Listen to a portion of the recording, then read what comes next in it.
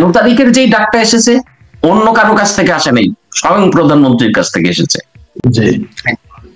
Direct প্রধানমন্ত্রী, কোনো মাঝখানের কোনো ভায়া নেই।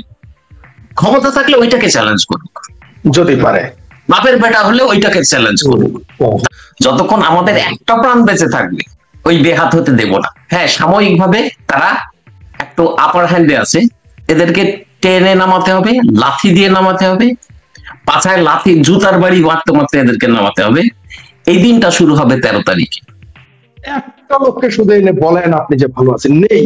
সুতরাং এই যে যারা বলতেছে যে এই মুহূর্তে আওয়ামী লীগের নামা উচিত হবে কিনা, আন্দোলনের ডাক, ভাই এই মুহূর্তে আন্দোলনের ডাক চাচ্ছে, এই মুহূর্তে ঘোষণা চাচ্ছে, এই মুহূর্তে যদি 2 লক্ষ মানুষ ঢাকায় নামে 18 লক্ষ মানুষ বাইরে থেকে আসে, আওয়ামী লীগ লাগবে না, ছাত্রলীগ লাগবে না, যুবলীগ লাগবে না, এই যে সূর্য ভাইকে লাগবে না, শেখ ফরিদকে লাগবে না, সাদ রাসেলকে লাগবে না, কমরেড যোদ্ধাও লাগবে না, পলিটিক্যাল ড্রামাও লাগবে না। শুধু 2 লক্ষ মানুষ, যখন 2 লক্ষ সাংগঠনিক ভাবে যখন 2 লক্ষ মানুষ নামবে, 20 লক্ষ 18 লক্ষ লোক আসবে, সাধারণ মানুষ, রিক্সাওয়ালা চলে আসবে, পুলিশ চলে আসবে, এমনকি আর্মিও চলে আসতে পারে। আর্মিরা যদি জামাতের হারামিদের জন্য কাঁধে নিয়ে বা তাদের বিষয়কে মিষ্টি খেতে পারে, খাওয়াইতে পারে, মুক্তিযুদ্ধের পক্ষের মানুষের ডাকে তারা সারা দেয়, কেন খাওয়াবে না? অবশ্যই খাওয়াবে, আমি বিশ্বাস করি। বরং আমি মনে করি এই যে জামাতের যে মিষ্টি খাওয়াতে ভালো করেছে, কারণ হলো ভবিষ্যতে যখন আওয়ামী লীগকে মিষ্টি খাওয়াবে, কোনো বাপের বেটা, কোন সুধীর ভাই আর সমালোচনা আমাদের করতে পারবে না। যেমন ফ্রড মাঝহার আজকে বলেছে যে ভোট আর গণতন্ত্র এক জিনিস না। জি মিস্টার ফ্রড মাঝহার, চিঙ্কুবাম, তোমরা মনে রেখো, আমরাও সাদত রাসেল, তুর্য, শেখ ফরিদ একদিন বলবো গণতন্ত্রের সাথে ভোটের সম্পর্ক নাই। তখন যেন চিৎকার চেঁচামেচি শুরু করো না, তোমার কথাই তোমাকে ফেরত দিব। যদি আমরা বেঁচে থাকি, লড়ো, না লড়তে পারলে বলো, না বলতে পারলে লেখো, না লিখতে পারলে সঙ্গ দাও, না সঙ্গ দিতে পারলে যারা এগুলো করছে তাদের মনোবল বাড়াও। যদি তাও না পারো, যে পারছে তার মনোবল কমিও না, কারণ সে তোমার ভাগের লড়াই করছে। এটার জন্য দেশের কে যারা ভালোবাসে, যাদের পাকিস্তানের প্রতি প্রেম নেই, বিদেশি শক্তির কাছে বিক্রি যে নিজেকে করবে না, সেই মানুষের মৌন সমর্থন হলেও আমরা পাবো। একটা যুদ্ধে সবাই অংশগ্রহণ করে না, একটা যুদ্ধে সম্মুখভাগে একটা দেশের সবাই সেনাবাহিনী হয় না, যুদ্ধ করার স্পেশাল লোক আছে। ঠিক আছে, আমি অত্যন্ত কৃতজ্ঞ চিত্তে আমি অ্যাডভান্স ধন্যবাদ জানাচ্ছি, অ্যাডভান্স তাদের প্রতি আমার মাথা নত করছি। যেই সব সৈনিকরা আগামী 3 দিন রাজপথে থেকে যেটা আমরা করতে পারছি না তারা করবে, তারাই এই সময়ে বীর শ্রেষ্ঠ হবে, তারাই এই সময়ের বীর উত্তম হবে, তারাই এই সময়ের বীর প্রতীক হবে। কারণ আমার দেশটা, জামাতের একজন বক্তৃতা দিয়েছে 54 বছরের প্রতিশোধ নিতে চায়, তাই না? তাহলে তো আর কোনো ধোঁয়াশা নেই, কারা প্রতিশোধ নিতে চায়। প্রতিশোধের ব্যাপার, প্রতিশোধ যখন ব্যাপার তখন কারা নিতে চায়? তাহলে হেরে যাওয়া দলটাই প্রতিশোধ দিতে চায়। ওখানে পাকিস্তান, ওখানে রাজাকার। আমাদের শেষ রক্তবিন্দু দিয়ে আমরা আমাদের দেশকে রক্ষা করব, আমার মায়ের সম্ভ্রম রক্ষা করব, আমার বোনের সম্ভ্রম রক্ষা করব, আমার কন্যার ভবিষ্যৎ আমরা রক্ষা করব। যে এই কর্মসূচির মাধ্যমে অনেকে গ্রেপ্তার হবে, অনেকে ঝুঁকিতে পড়বে, এরপরেও কেন এই ধরনের একটা কর্মসূচি দেওয়া হলো? এখন বিষয় হচ্ছে যে ঝুঁকিতে পড়া, কিন্তু 71 সালেও তো কিছু মানুষ সবচেয়ে বেশি জীবনের ঝুঁকি নিয়ে অস্ত্রের সামনে দাঁড়িয়ে সবকিছু ত্যাগ করে তারপরও রাজপথে নেমেছিল। তো আজকে এই যে এই জায়গাটা দেখিয়ে যে গ্রেপ্তার হতে পারে বলে এই ধরনের কর্মসূচির বিরোধিতা যারা করছে, এই ব্যাপারটাকে আপনি কিভাবে দেখছেন? বা আপনার কাছেও কি এরকম মনে হয় কিনা যে এই মুহূর্তে কর্মসূচি দেওয়াটা ঠিক হয়নি? আপনি সাদত রাসেল যে প্রশ্নটা আমাকে করলেন, এটা খুবই গুরুত্বপূর্ণ একটি প্রশ্ন। কেউ কেউ মনে করে যে এটা দেওয়ার কি দরকার ছিল। আরে ভাই, এই লোকগুলোই কিন্তু যেদিন আমরা বিজয়ী হব, রাজপথের যে সমস্ত সৈনিক বিজয়ী হবে, তারাই কিন্তু আবার সবার আগে গিয়ে মিষ্টি নিয়ে দৌড়াদৌড়ি হবে। সুতরাং আমি তাদের উপরে ক্ষোভও ছাড়বো না, আমি তাদের উপর আমি রাগও করবো না। কিছু মানুষ এরকম সবসময় থাকে এবং থাকবে, এরা বেহেশতে গেলেও বলবে এনে আসার দরকার কি, নিশ্চিত থাকেন না, দোজখের প্রশ্ন তো পড়ে। আপনি যেটা বললেন, আপনি আপনার সাথে একমত। আমরা যারা এখানে কথা বলতেছি তাদের চাইতে অবশ্যই তারা শ্রেষ্ঠ যারা রাজপথে আছে। সে যদি একবারের জন্য দাঁড়ায়, সে আমার চাইতে, আমার 100 বক্তব্যের চাইতে তারা 1 ঘন্টা রাজপথে দাঁড়ানো আমার চাইতে সবচেয়ে বেশি কাজ করবে, এটা আমি বিশ্বাস করি। আপনার সাথে একমত। আর হইলো বাকি যে এটা করা ঠিক হয়েছে কি, আমি বলবো অবশ্যই ঠিক হয়েছে। কারণ কি জানেন, বাংলাদেশের মানুষ, সাধারণ মানুষ সহ আওয়ামী লীগ, ছাত্রলীগ, কৃষক লীগ, যুবলীগ, এমনকি আওয়ামী মহিলা লীগ, এমনকি সাধারণ মানুষ অস্থির হয়ে আছে কখন আওয়ামী লীগ ডাক দিবে, তারা মাঠে নামবে। কারণ মানুষ তো অস্থির হয়ে আছে ভাই, পেটে ভাত নাই। প্রশ্নটা তো শুধু মুক্তিযুদ্ধের চেতনা না, প্রশ্নটা শুধু ক্ষমতার মস্তক না, প্রশ্নটা শুধু গণতন্ত্র না, প্রশ্নটা শুধু এখন সংবিধান রক্ষার আন্দোলন না, প্রশ্নটা হচ্ছে পেটে ভাত নাই ভাই, পেটে ভাত নাই। যে লোকটাকে আগে আমি দেখেছি প্রতিদিন সে মিনিমাম 20-30 কফি, চা না, কফি খাওয়াতো মানুষকে, সেই লোকটা এখন নিজে 3 কাপ কফি খাওয়ার সাধ্য তার নাই, সে লুকিয়ে লুকিয়ে থাকে। এটা আমাকে তারা বলেছে যারা এই ধরনের মানুষ। যে লোকটা প্রতিদিন 5,000 টাকা খরচ না করলে তার হুঁশটা মানে ভালোই লাগতো না, সেই লোকটা ঘরে বসে থাকে কেন? কারণ হচ্ছে তার ইনকাম নেই। এই মুহূর্তে বাংলাদেশ যেমন শিল্পপতিরা, শোনেন, সারা পৃথিবীতে কিন্তু হয় শিল্পপতিরা খারাপ অবস্থায় থাকে, না হয় শ্রমিক, একসাথে কিন্তু দুইটা খারাপ হয় না। কিন্তু পৃথিবীতে বাংলাদেশই একমাত্র দেশ, এই ইউনূস সরকার আসার পরে সারা পৃথিবীর সমস্ত অর্থনীতির সংজ্ঞা পাল্টে ফেলেছে। একই সাথে চিঙ্কুবন্ধের ভাষাতেই বলি, তারা না, আমি নাকি তাদের গালায় নেবেন, তাদের ভাষাতে বলি, একই সাথে প্রলেতারিয়েত এবং বুর্জোয়া বিপদে আছে। এটা কোনোদিনই পৃথিবীতে ঘটে না, নাই, অর্থনীতিতে এটা ঘটে না একসাথে। তাহলে সেখানে যুদ্ধ হয়, মানে যুদ্ধ অবস্থায় কিন্তু পুঁজিপতি ভালো থাকে। কিন্তু বাংলাদেশে দেখেন একই সাথে গার্মেন্টস শ্রমিক বিপদে আছে, সেই নারীর 18 লক্ষ নারী ঘরে ফিরে গেছে। আবার সেই সাথে দেখেন বাংলাদেশের গার্মেন্টস ব্যবসায়ীরা বলতেছে আমরা, আমাদের মাফ করেন, আমরা গার্মেন্টস চালাইতে পারি না। জি, ধন্যবাদ। 2 দিন আগে একজন রাজাকারের বাচ্চা, সে হচ্ছে প্রকাশ্য জনসভায়, সে আবার নির্বাচন করবে, এবার নির্বাচনকে মানে সংসদ নির্বাচন করবে, সেই রাজাকারের বাচ্চা প্রকাশ্যে বলতেছে 54 বছর আগের প্রতিশোধ নেবার সময় এসেছে এবং ফেব্রুয়ারিতে সেই প্রতিশোধ দেখায় দেওয়া হবে।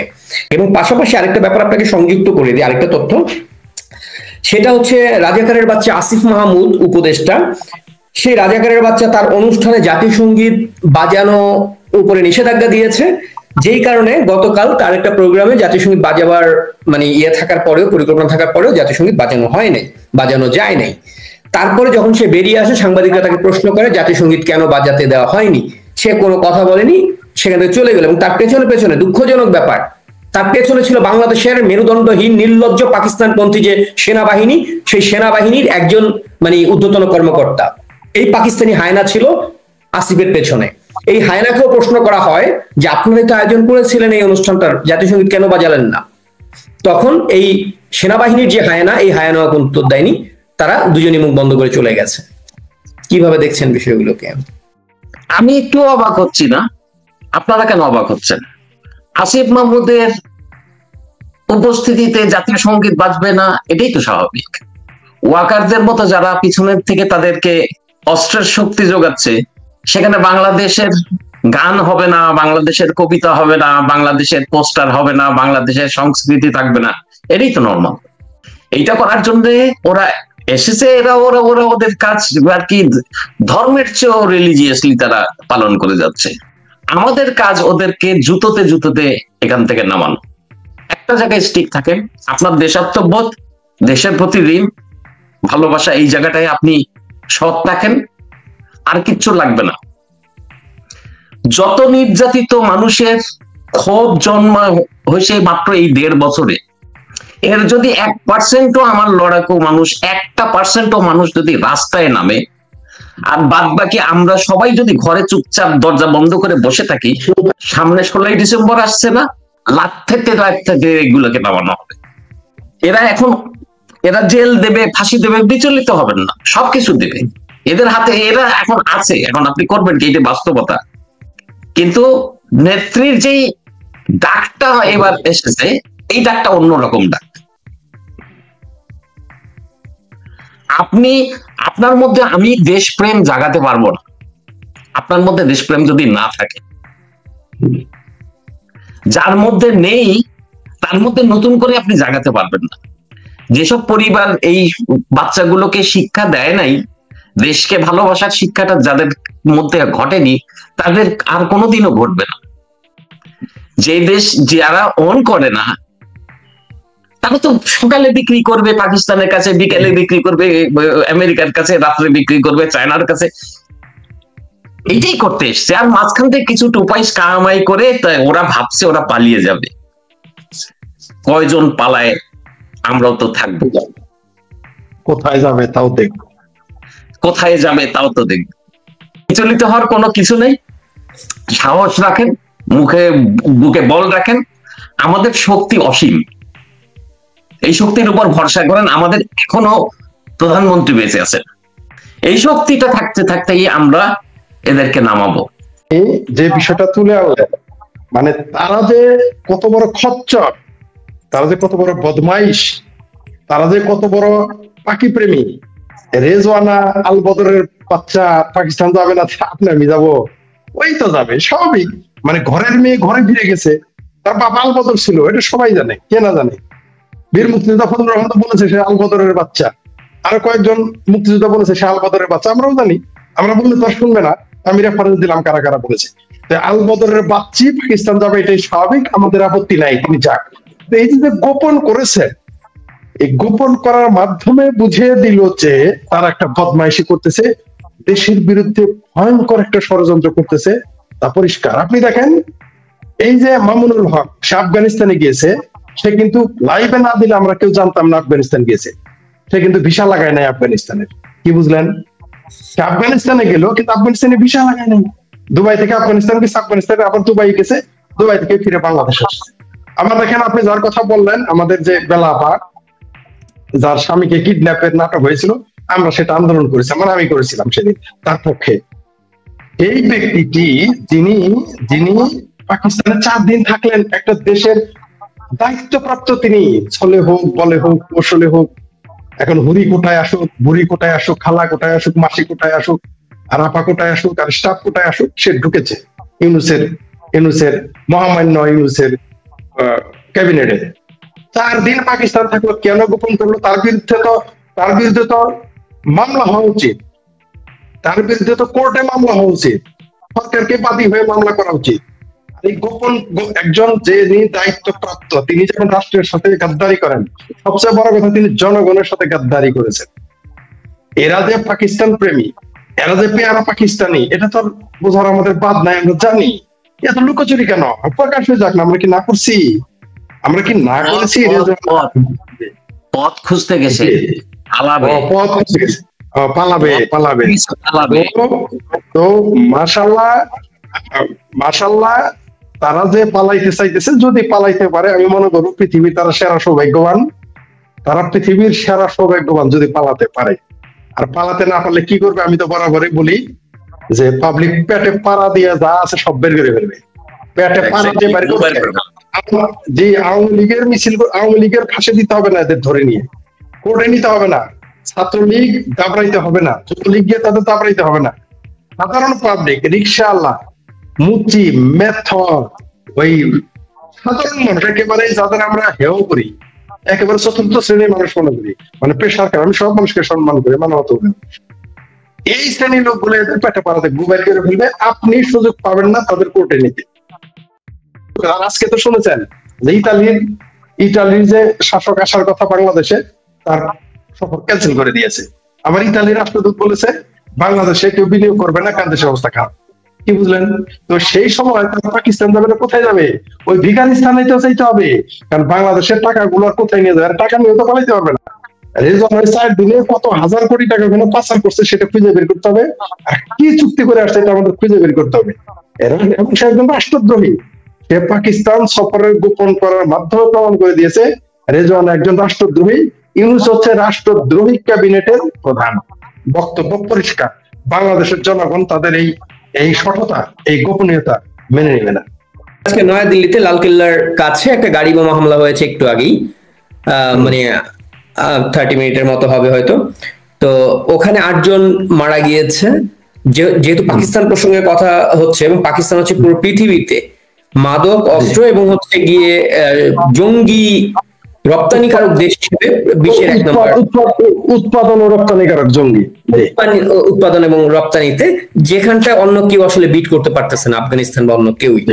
তো ভারতের সঙ্গে যে চলমান সংকট পাকিস্তানের, আর এই সময় যে যে গাড়ি বোমা হামলা, এটাকে কিভাবে দেখছেন একটু যদি আপনার এই ব্যাপারটা নিয়ে একটু আলোচনা করি আমরা, যেহেতু রেজওয়ানা মাত্র পাকিস্তান থেকে এলো, এবং এই ধরনের ঘটনাগুলাই ম্যাক্সিমাম টাইমই আমরা পাই যে দিন শেষে গিয়ে পাকিস্তানের কোনো না কোনো জঙ্গি সংগঠন জড়িত। নিঃসন্দেহে ভারতে হামলা করবে আর সেখানে পাকিস্তান জড়িত না, এটা আমরা কিভাবে আশা করতে পারি? কারণ পাকিস্তানের জন্মই হয়েছে ভারত বিরোধিতা করার জন্য। আর পাকিস্তানের প্রত্যেকটা মানুষই, বেশিরভাগ মানুষই মনে করে যে বাংলাদেশের মতো তারা কি গাজায় হিন্দ করবে, এই স্বপ্নে তারা বিভোর। কিন্তু এই যে বোমা হামলা, গাড়ি বোমা হামলা হয়েছে, এর খেসারত পাকিস্তানকে দিতে হবে, আপনি নিশ্চিত থাকেন। বরং এই পরিস্থিতি ঘোলাটে করে ফেলতেছে। বাংলাদেশে যখন নেভির প্রধান আসতেছে, সেনা প্রধান আসতেছে, তখন ভারতে এগুলো ভাবে। আমি তো বলেছি যে এই শেখ হাসিনার সরকার উৎখাত কেবল বাংলাদেশের মুক্তিযুদ্ধের পক্ষের সরকারকে উৎখাত না, এই শেখ হাসিনার সরকারকে উৎখাতের প্রধান উদ্দেশ্য, টার্গেট হচ্ছে ভারত। বারবার বলেছি, আবারও বলছি, দায়িত্ব নেই বললাম। শুধুমাত্র শেখ হাসিনাকে উচ্ছেদ না, আওয়ামী লীগকে উচ্ছেদ না, 14 দলীয় জোট সরকারকে উচ্ছেদ না, শুধুমাত্র বাংলাদেশের মুক্তিযুদ্ধের সরকারকে ফেলে দেওয়া না। এখানে মূলত শেখ হাসিনার সরকারকে উচ্ছেদ করা হয়েছে তো ভারতকে অস্থিতিশীল করার জন্য। এটা আমি বারবার বলে আসছি। পাকিস্তানের কথা সালা আমার ওইখান থেকে সরে গিয়ে তুই এত ধনী হয়ে যাবি। কারণ পাকিস্তান সংসদে বলেছিল আমি বাংলাদেশ বানাবো, সিঙ্গাপুর নেই, ইমরান খানকে বলেছিল। এটা তাদের ভালো লাগে নাই, তাই তারা কি করতেছে, এই বাংলাদেশ দিয়ে ভারতের সাথে একটা সংঘর্ষ বাঁধিয়ে দিতে চাচ্ছে, একটা যুদ্ধ চাচ্ছে, একটা গৃহযুদ্ধ চাচ্ছে দেশে, যাতে তারা বলতে পারে এই যে দেখো তোমরা আমাদের মতো ভিখারিস্তান হয়ে গেছো, কারণ ভারতের সাথে ছিলা বলে। আর ভারতের সাথে যুদ্ধ লাগানোর জন্য তো টার্গেট, ভারতকে অস্থিতিশীল করার জন্যই। কারণ আফগানিস্তান তার হাতছাড়া হয়ে গেছে। আফগানিস্তানের মুসলমানরা পাকিস্তানকে মনে করে মুনাফেক এবং বেঈমান, এবং এততেই পাকিস্তান মুনাফেক এবং বেঈমান, কোনো সন্দেহ নাই, কোনো সন্দেহ নাই। জামাতের জন্ম যেমন বেঈমানি করে, মুনাফিকি করে, পাকিস্তানের জন্ম হয়েছে মুনাফিক বেঈমানি করে। আপনি দেখেন ইসলামী প্রজাতন্ত্র পাকিস্তান, পাকিস্তানের নাম কিন্তু এইটা, আমরা হলাম গণপ্রজাতন্ত্রী বাংলাদেশ, রিপাবলিক অফ বাংলাদেশ, তারা হলো ইসলামী রিপাবলিক অফ পাকিস্তান। এটা বানাইছে কে? একজন মদখোর, বানাইছে কে? একজন সুরখোর। বাংলাদেশের এখন তাই একজন নাস্তিক, একজন খ্রিস্টান, সে একবার ধর্মান্তরিত হয়েছিল, খ্রিস্টান হয়েছিল, কেউ কেউ তাকে নাস্তিক বলে, মুসলমান কিন্তু তাকে কেউ বলে না। এখন ইউনূস এইরকম ক্ষমতায়, তখন ছিল জিন্নাহ। কি অদ্ভুত একটা মিল।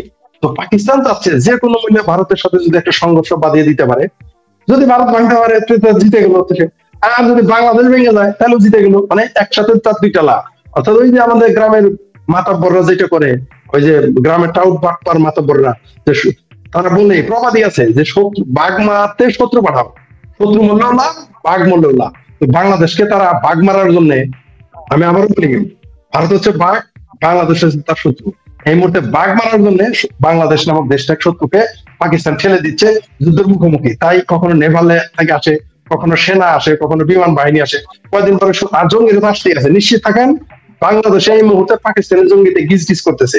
এই যে জামাত বলছে না 50 লক্ষ জিহাদি রেডি, ওর মায়ের ভাতের জন্ম দিছে, জিহাদি এগুলো কোথা থেকে আসতেছে? এগুলো পাকিস্তানের পানির জাহাজ দেওয়া। নিশ্চিত থাকেন আপনি আসতেছে। আর ওই 25 টন ট্রাক আসছে, এটা তো আমরা কেবল জানলাম, আরো কত আসছে এবং আসবে। আর অস্ত্র যে আসতেছে আমরা জানি, কে না জানে অস্ত্র আসতেছে, বিমানবন্দর থেকে অস্ত্র লুট হয়ে যায়। এগুলো তো সিমটম। আকাশে যদি ধোঁয়া ওঠে তাহলে তো বুঝতে হবে নিচে আগুন আছে। তার মানে কি, এখানে যে পানির জাহাজ, যখনই শুনেছি করাচি থেকে চিটাগাং বন্দরে জাহাজ আসবে পানির জাহাজ, তখনই তো পরিষ্কার। আর তখনই কিন্তু ভারত এই যে বাংলাদেশের সীমান্তে চৌকি বানিয়ে ফেলছে, ঘাঁটি বানিয়ে ফেলছে, নতুন 3টা ঘাঁটি বানিয়েছে। কেন? কারণ ভারত বুঝে ফেলছে আর এরা যুদ্ধের টেনে নামাতে চাচ্ছে। কিন্তু ভারত যদি এবার যুদ্ধে নামে, পাকিস্তানের কপালও খারাপই আছে, পাকিস্তানও ভেঙে যাবে। নিশ্চিত থাকেন পাকিস্তান এবার ভেঙে যাবে, রক্ষা করতে পারবে।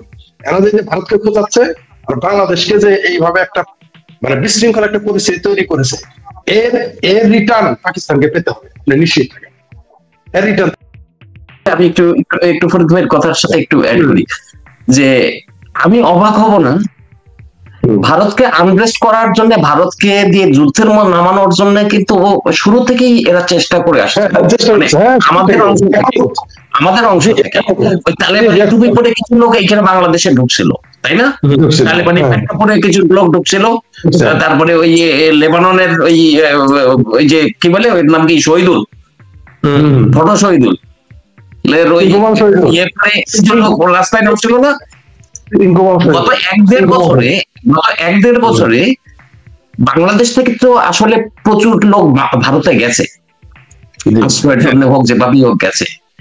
এদের মধ্যে যে এই 2-4টা বিষ যায় নাই, সন্দেহ নেই। হ্যাঁ আমি জানি না, রাইট, ইউনেভান্ন এর মধ্যে যে মনে করেন এখন তো হিন্দু রাজাকারও দেখতে পাচ্ছি আমরা, তাই না? হিন্দু জামাতের সদস্য দেখতে পাচ্ছি। এই যে 3000 বা 2000 পুলিশ মেরেছে, আর যে চাঁদা, আপনি কি জানেন আগে শুনতাম পুলিশ নাকি ঘুষ নিত, চাঁদা নিত, এখন পুলিশকে কিন্তু টাকা দিয়ে তার সন্তানকে রক্ষা করতে হচ্ছে, পুলিশ কিন্তু টাকা দিয়ে তার সন্তানকে স্কুলে আসা যাওয়া করতে দিতে হচ্ছে। এটা কি পুলিশ ভুলে যাবে? আপনি সেই পুলিশ যে নারী পেটে বাচ্চা ছিল তাকে পুড়িয়ে মেরে ফেলেছে, মেরে আবার ঝুলিয়ে রেখেছে, তার ভাই যখন আপনার সামনে এসে বলবে সূর্য ভাই আপনি কাকে বলতেছেন বিচার করবেন, সাদত রাসেল আপনি কাকে সারেন্ডার স্বাক্ষর করবেন যে আমার গর্ভবতী বোনকে মেরে ফেলেছে, আপনি কিভাবে তার ওই ভাইটার হাত থেকে এই সমস্ত জুলাই সন্ত্রাসীদের রক্ষা করতে দিবে? আপনাকে আদালতে নিতে দিবে, পেটে পাড়াতে গুবের করে ফেলবে, কোনো সন্দেহ নেই। আর যারা ভাগ্যবান থাকবে, সুপার ভাগ্যবান, তারা হয়তো পালিয়ে যেতে পারে, কিন্তু আমার মনে হয় তাই পারবে না। বাংলাদেশে 15 দিন কোনো বিমান চলবে না, আপনি নিশ্চিত থাকেন, নিশ্চিত থাকেন, কোনো এয়ারপোর্ট চলবে না, কোনো ভারতের কোনো বর্ডার খোলা থাকবে না, কোনো আমাদের গার্ড দেওয়ার দরকার না, এটা ভারত নিজ দায়িত্বে দেবে। আমাদের গার্ড দেওয়ার দরকার নেই। তবে আমি আপনাদের সাথে একমত যে তাদের আদালতের মাধ্যমে আদালতে বিচার হোক, আর আপনি সাদত রাসেল যেটা বলছেন তাদের স্বাক্ষর নেওয়া হোক, আমি এটা চাই, কারণ আমরাও চাই, আমরা আইনের প্রতি শ্রদ্ধাশীল, ওটাই থাকতে চাই, কিন্তু জনগণের কষ্ট, বেদনা, দুঃখ এগুলো ভয়ঙ্কর ব্যাপার। জি ধন্যবাদ। বাংলাদেশ থেকে ডিপ স্টেটের সঙ্গে তাল মিলাইতে গেলে কেউ এই ভিডিওটা তার মনে থাকে যে আমার মাকে, আমার বোনকে এভাবে নাঙ্গা করে সিগনেচার নেওয়া হবে বাংলাদেশ বিরোধী ষড়যন্ত্রে লিপ্ত হইলে, সেই শিক্ষাটা অবশ্যই দেওয়া হবে। তুর্য ভাই, আমি একটু আরেকটা বিষয়ে করতে চাই। আমাদের একজন দর্শক কয়েকবারই একটা প্রশ্ন করেছে, সেটা হচ্ছে একটা কথা আমরা ভীষণভাবে দেখতে পাই বা শুনতে পাই, সেটা হচ্ছে গিয়ে যে 71 সালে ভারত বাংলাদেশ থেকে হাজার হাজার হাজার হাজার হাজার ট্রিলিয়ন ডলার নিয়ে গেছে লুট করে, হ্যাঁ, বা কোটি কোটি ট্রিলিয়ন ডলার নিয়ে গেছে, শুরু করে এই যে লাল কেল্লা টেল্লা সবকিছু নাকি বাংলাদেশের টাকায় বানানো। তো এই ব্যাপারটাকে আপনি কিভাবে দেখেন? এটা হচ্ছে জামাতি এবং জাসদি প্রপাগান্ডা, এটা মনে রাখবেন, আবারও রিপিট করতেছি, এই যে 71 সালে ভারত সব নিয়ে চলে গেছে যুদ্ধের সময়, এটা হচ্ছে জামাতি প্রপাগান্ডা এবং জাসদি। ওই মুহূর্তে যারা জাসদ করতো তারা এগুলো বলতো, এবং জাসদের যারা যুক্ত হতো কারা, এই জামাত, স্বাধীনতা বিরোধী নিজাম ইসলাম যারা করতো, মুসলিম লীগ যারা করতো, তারা গিয়ে কোথায় আশ্রয় নিয়েছিল? এই জাসদে। জাসদ কিন্তু একটি প্রগতিশীল সংগঠন ছিল, কোনো সন্দেহ নেই, কিন্তু এই জাসদ যখন বঙ্গবন্ধুর আওয়ামী লীগের বিরুদ্ধে চলে গেল, বঙ্গবন্ধুর শাসন ক্ষমতার বিরুদ্ধে বিদ্রোহ করলো, তখন তারা ওইখানে গিয়ে জয়েন্ট। যেমন আপনি আওয়ামী লীগের সময় দেখেছেন বিএনপির ভিতরে জামাত ছিল, তাই না? কিন্তু এখন কিন্তু তাদের মুখোশ খুলে গেছে। এখন তারা কি করতেছে? এখন তারা বিএনপির বিরোধিতা করতেছে। আসলে তাদের উদ্দেশ্য, তারা বিএনপির বন্ধু ছিল না, তারা ছিল আওয়ামী লীগের শত্রু, মুক্তিযুদ্ধের শত্রু, তারা পেরে উঠতে পারছিল না, তার জন্য তারা বিএনপির কাঁধে উঠেছিল। বিএনপির যদি একটা বড়ই গাছ ধরেন, তাহলে বিএনপির বড়ই গাছে একটি পরগাছা, আপনি দেখেছেন অনেক পরগাছা হয় বড়ই গাছের উপরে, ওরকম তারা বসেছিল, খেয়ে দিয়ে মোটা তাজা হয়, এখন বিএনপির বিরোধিতা করে। বিএনপিকে এখন ছেঁচড়া চাঁদাবাজ বলায় সরমনের পীরকে দিয়ে, বিএনপিকে এখন তারা জাতা বলে, বিএনপিকে বলে যে গণতন্ত্র হারাম বলে। এখন তাদের উদ্দেশ্য ছিল বিএনপির কাঁধে ভর। তেমনি ওই জামাতপন্থী স্বাধীনতা বিরোধীও জাসদের কাঁধে ভর করেছিল, আর জাসদেরা বলতো যে একটা প্রপাগান্ডা তারা চালিয়েছিল, ভারত সব নিয়ে গেছে। এদের আপনি জিজ্ঞেস করবেন যে ভারতের কতজন সৈনিক বাংলাদেশের মুক্তিযুদ্ধে শাহাদত বরণ করেছে, এটা তারা বলতে পারবে না, এটা তারা জানে না, এটা তারা বলবে না। যে দেশ ভারত, সেই দেশ যারা আমাদের 19,000 থেকে 21,000 সৈন্য, সরাসরি সৈনিক, সাধারণ মানুষ না, সরাসরি ভারতের 19,000 সৈনিক, 19 থেকে 21,000 সৈনিক মারা গেছে, আমাদের শাহাদত বরণ করছে আমাদের বাংলাদেশের মুক্তিযুদ্ধে। পৃথিবীর কোন দেশে এটা করেছে? যারা বলে ট্যাঙ্ক নিয়ে গেছে, এই সেই লোক যারা 24-এর আন্দোলনে, জুলাইয়ের তথাকথিত জুলাই সন্ত্রাস আন্দোলনে বলেছিল, যখন আমরা বললাম মেট্রো রেলে আগুন দিয়েছে, পুলিশটা তাকে গুলি করবে, এই বদমাইশ গুলো বলেছিল মানুষের জীবনের চেয়ে কি মেট্রো রেলের দাম বেশি? বলে নাই? বলেছে। এই সেই হারাম দাদা, তারা বলেছে যে মানুষের জীবনের চাইতে কি বিটিভি ভবনের দাম বেশি, আগুন দিচ্ছে তো কি হয়েছে? বলেনি? আমি যদি এখন বলতে চাই, ধরে নিলাম তোদের ভাষা ওই পুরনো পাকিস্তানের ট্যাঙ্ক কামান নিয়ে গেছে, ধরে নিলাম ওই পুরনো ট্যাঙ্ক কামানের চাইতে কি ওই 19,000 সৈনিক, ট্রেনিং করা সৈনিকের চাইতে কি, মানুষের জীবনের চাইতে কি ট্যাঙ্ক কামানের দাম বেশি? এই কথা যদি আমি বলি তখন আমাকে বলবে ভারতের দালাল। তোমরা আমাদের ভারতের দালাল বলে বাংলাদেশের মুক্তিযুদ্ধকে প্রশমিত করতে পারবা না, সেই সুযোগ আমরা তোমাদের দেব না। এখন বললে খারাপ শোনা যায়, ওদের ঘরের স্ত্রীর যদি মাসিক বন্ধ হয়ে যায়, এর জন্য একদিন দায়ী করবে ভারতকে, আমি জানি এটা তারা করবে। আপনি দেখেন এরা এইরকমই, দেখেন আগে বলতো রবীন্দ্রনাথ বাংলাদেশে ঢাকা বিশ্ববিদ্যালয় স্থাপনের বিরোধিতা করেছিল, অথচ তাদেরই উস্তাদ সলিমুল্লাহ খান বলছে এটা মিথ্যা কথা। এটা আপনি বলেন নাই, তুর্য ভাই বলে নাই, আওয়ামী লীগও বলে নাই, শেখ হাসিনা বলে নাই, ভারতও বলে নাই, বিজেপি বলে নাই, কে বলছে? সলিমুল্লাহ খান বলছে কথা মিথ্যা। এখন তারা কি বলতেছে যে ঢাকা বিশ্ববিদ্যালয় বিরোধিতা করেছে ভারতের ব্রাহ্মণেরা, মানে নতুন একটা বয়ান হাজির করে ফেলছে, সিংহবামদের বয়ান, নতুন বয়ান হাজির করেছে। ভারতের সিংহবামরা দেখবেন মানে সারাদিন দেখবেন শুরু করে সনাতন ধর্ম বা ভারত বিরোধিতা শুরু করবে, যে ব্রাহ্মণদের নিয়ে কথা বলবে, তারপর আস্তে আস্তে আসবে হিন্দু, তারপরে আসবে বিজেপি। তো এখন আর নতুন একটা বয়ান চালু করেছে যে ব্রাহ্মণ্যবাদীরা বাংলাদেশের শিক্ষা প্রতিষ্ঠান করতে দেয়, অথচ এই বাংলাদেশের 95% শিক্ষা প্রতিষ্ঠান এই ব্রাহ্মণরাই করছে, এই হিন্দুরাই করেছে, মানে তাদের ভাষায় মালওয়ানারাই করেছে। শিক্ষক আমাদের সর্বজন স্রোতের শিক্ষক গুলো সবাই মালওয়ান ছিল। আমার বাংলা শিক্ষক মালওয়ান ছিল, আমার ইংরেজি শিক্ষক মালওয়ান ছিল, ছিল না? আপনারও ছিল। আপনি দেখেন আপনার কারা ছিল, তো শিক্ষকই ছিল না, ওরা পরে নেই। যারা বলতেছে যে ভারত সকল কিছু নিয়ে চলে গেছে 71-এ, তাদের প্রশ্ন করেন 1 কোটি মানুষকে খাইয়েছিল, সেই দেশটার নাম কি? তখন বলবো কি লাভ ছাড়া কি খাওয়াইছিল? এগুলো হলো তাদের বক্তব্য। তারা এরকম বয়ান তৈরি করবে, এগুলো যদি নাও থাকে তারা নতুন বয়ান ক্রিয়েট করবে। তাই তাদের কথা নিয়ে আমাদের আলোচনা করা দরকার আছে, মানুষকে বোঝাতে হবে। তারা এই বক্তব্যটাই নতুন জেনারেশনের মগজে ঢুকিয়ে দিয়েছে, কিন্তু নতুন জেনারেশন এটা বলে না যে 1 কোটি শরণার্থীকে ভারত 9 মাস খাওয়াইছে, বা 19 থেকে 23-21 হাজার ভারতীয় সৈন্য এই দেশের জন্য শহীদ হয়েছে। সুতরাং আমরা ভারতের বলিদানটা অস্বীকার করতে পারি না, এটা আমরা অস্বীকার করার সুযোগ। ওই বদমাইশ গুলো বলবেই, ওই মেজর দলিলের কথা, ওইটা বয়ান যে ভারত সব নিয়ে গেছে, এই মেজর দলিল এখন কোথায়? মেজর দলিল পরে জামাতে নাকি কোন জামাতে, ইসলাম জাতীয় বা জামাতে যোগ দিয়েছিল, এই সেই মেজর দলিল, তার বয়ান আমাদের কাছে চলবে? এত সহজ না। এটাই পাকিস্তান চাচ্ছে, তুরস্ক চাচ্ছে যে বাংলাদেশে একটা ভারত বিরোধী বয়ান ক্রিয়েট করে একটা ঝামেলা সৃষ্টি করতে, কিন্তু জনগণ এগুলো জানে কি? সেগুলো জানে, এবং সেগুলো আমরা নিয়মিত তুলে ধরি। জি, ধন্যবাদ। একেবারেই তাই। অনেকগুলো আমি একটু আমার ভাই প্লিজ না বলা, মানে কথাটা একটা জায়গায় কেটে গিয়েছিল, কথাটা অসমাপ্ত থাকলে এই জিনিসটার মধ্যে কনফিউশন থেকে যাবে। আমি একটু শেষ করি। সেটা হচ্ছে ওই দুটো ম্যাচের কথা আমি মনে করতে পারি। একটা লিটন দাসকে বৃষ্টির মধ্যে খেলতে নামিয়ে দিয়েছিল একটা ম্যাচ, আর একটা ম্যাচ 2015 সালে। আমরা ছোটবেলা থেকে কিন্তু ভারতের ক্রিকেট দেখেই বড় হয়েছি। অবশ্যই 80-র দশকের কথা, 90-র দশকের কথা ফরিদ ভাই নিশ্চয়ই মনে আছে। স্টেডিয়ামে কখনো যদি একটি পাকিস্তানের পতাকা উঠতো, মনে করেন সেই লোকটি ধাওয়া খেত, পিটান খেত।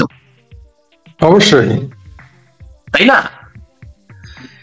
সেই জায়গায় আমরা তো ছোট দেশ, কিন্তু আমাদের ক্রিকেটের প্রতি আজ ধীরে ধীরে ধীরে ধীরে আজকে ভারতের জন্যই তো আমাদের ক্রিকেট, তাই না? ডালমিয়ার কথা আপনি বলে গেলেন। অবশ্যই অবশ্যই ভারতের জন্য। অবশ্যই আমরা যদি একটা দিন জেতার একটা অবস্থানে থাকি, জিততাম একটা ম্যাচ, কি হতো ভারতের? কিন্তু এই জিনিসটাকে ক্যাপিটালাইজ করেছে কিন্তু এই ধর্ম বিদ্বেষীরা। আমার ক্ষোভটা ছিল কিন্তু খেলা কেন্দ্রিক, শুধু খেলা কেন্দ্রিক, কিন্তু যারা এটিকে লুফে নিয়েছে মনে করেন মৌলবাদীরা, এই সেন্টিমেন্টটাকে আজকে বাংলাদেশে, আজকে পাকিস্তানের জার্সি পরে বাংলাদেশের ঘটনাকে ক্যাশ করে নিয়েছে। হ্যাঁ, তারা ক্যাপিটালাইজ করছে, বিদ্বেষটাকে ছড়ানো গেছে আরো ভালো। আমার বিদ্বেষের জায়গা আর একটা মৌলবাদীর বিদ্বেষের জায়গা অন্য জায়গা। আমার ক্ষোভ, আসলে বিদ্বেষ সব কথাটা ভুল, ক্ষোভ।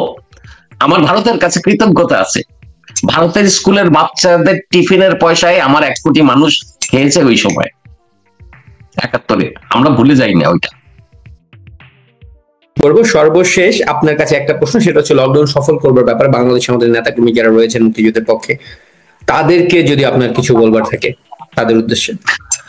আমার পুলিশ ভাইদের কাছে আকুল আবেদন, ভাই আপনারা দেশটা বাঁচান। আপনারা 71-এ রাজারবাগ পুলিশ লাইন থেকে যেই যুদ্ধটা শুরু করেছিলেন, আমরা সেরকমই একটা জায়গায় আছি। আমার সেনাবাহিনীকে আমি অনেক গালাগালি করেছি ওয়াকারের কারণে। আমি বিশ্বাস করি আমার সেনাবাহিনীতে আমার দেশের মানুষ আছে, বাংলাদেশের পক্ষের মানুষ আছে, তারা আমাদের সাথে আসেন। এই 3 দিনে আপনারা আমাদের একটা ফুলের টোকা দেবেন না।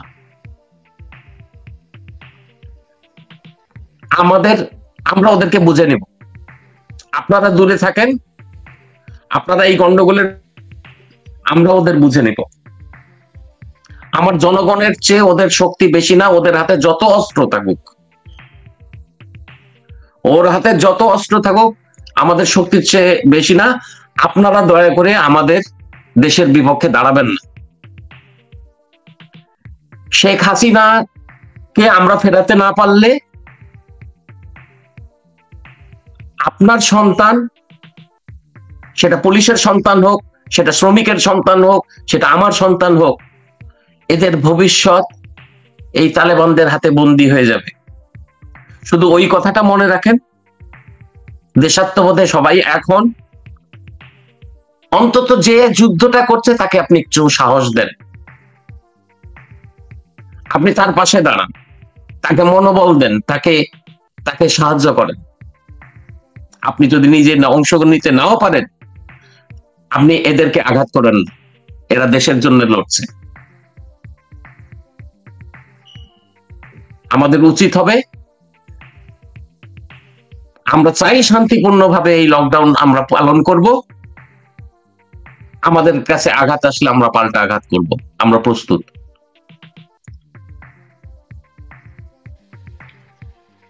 প্রধানমন্ত্রীর ডাক, এই ডাকটি আর কারো মাধ্যমে আসে নাই, শুধু এইটুকু মাথায় রাখেন। এই একটা মানুষ ছাড়া আপনি যদি সারা 7 সাগর হাতড়ায় বাড়ান, আপনি আরেকটা চরিত্র পাবেন না যাকে আপনি এই মুহূর্তে দেশের জন্য অভিভাবক মানতে পারবেন। একদমই তাই।